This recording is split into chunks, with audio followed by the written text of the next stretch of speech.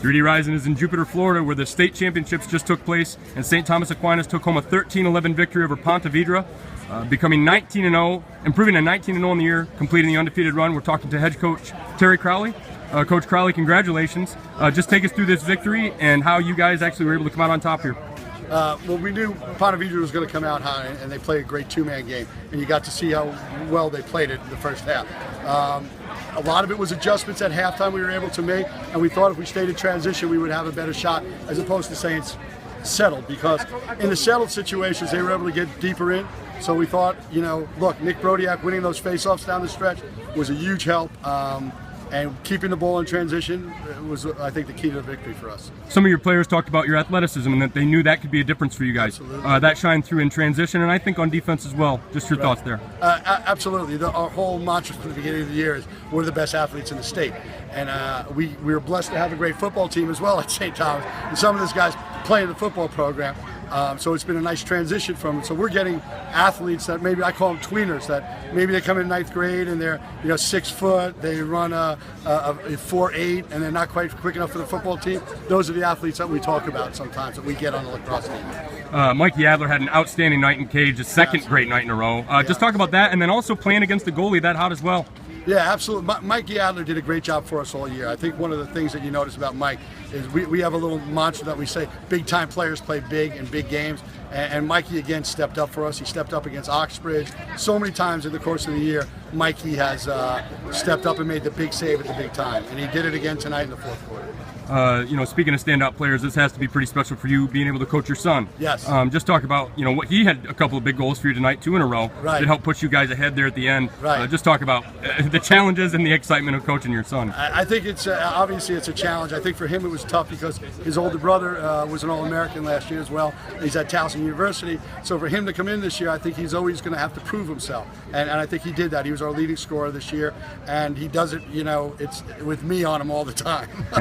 So he stepped up when we needed him tonight. I thought in transition he was in the right place at the right time, and he finished a few times when we needed him to finish, and he did a great job. He got his ring. Coach, we've seen about 60 different high school teams so far this year, and we think we're looking at a pretty good one here. Just talk about Florida lacrosse and where you think you guys stand in the national landscape, and obviously it's a momentum on the way up. Absolutely. Well, part of our goal 10 years ago when I first got to St. Thomas was to try to put Team Florida on the map and put Florida lacrosse on the map. And I think now we have almost 28 or 29 players. Thank you. From playing in college right now, we have another 6 or 7 going off next year. And I think what turns people around is that when they play good at the next level, at the college level, college coaches are now calling me up saying, hey, do you have a kid? We're looking for a good athlete, and we're able to help them out. And I think the junior programs, I want to say that, the Plantation Patriots, the junior programs in Florida are popping up all over the place. I know that Tom West is a big advocate of the juniors program. So now we're getting good athletes that have been playing lacrosse together since they were in, 2nd or 3rd grade. And obviously that gives you the chance to develop kids too along the way if they get into your program. Just talk about watching some of these players develop. One of the players in particular, Lou Iovino, pointed to previous classes saying that this was a build-up. The other guys had to lose at certain stages of the state playoffs to get to where you guys are now. Right, and that's this is our 3rd appearance in the Final Four, and I don't want that to be forgotten. We came here, we lost in the semis, and then we lost in the finals, and then the 3rd year was the charm. We got it right, and we did. We worked hard as a team together. Lou Iovino told me last year when we left IMG, he said this will never happen again. By the way, we lost 13-11 when we were at IMG. Wow. And that's what we won by. So that being said, these kids work year-round.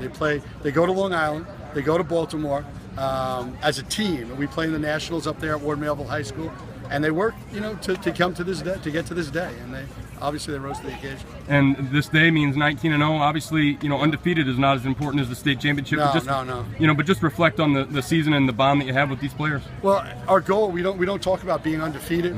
We talk about the next biggest game of your life is the game that you got to play right now. We never look ahead. I think I learned that from Coach Smith, our athletic director. One of the questions I get a lot is, what did you learn from the football program? And that's the answer to your question. We learned that the next game is the biggest game of your life.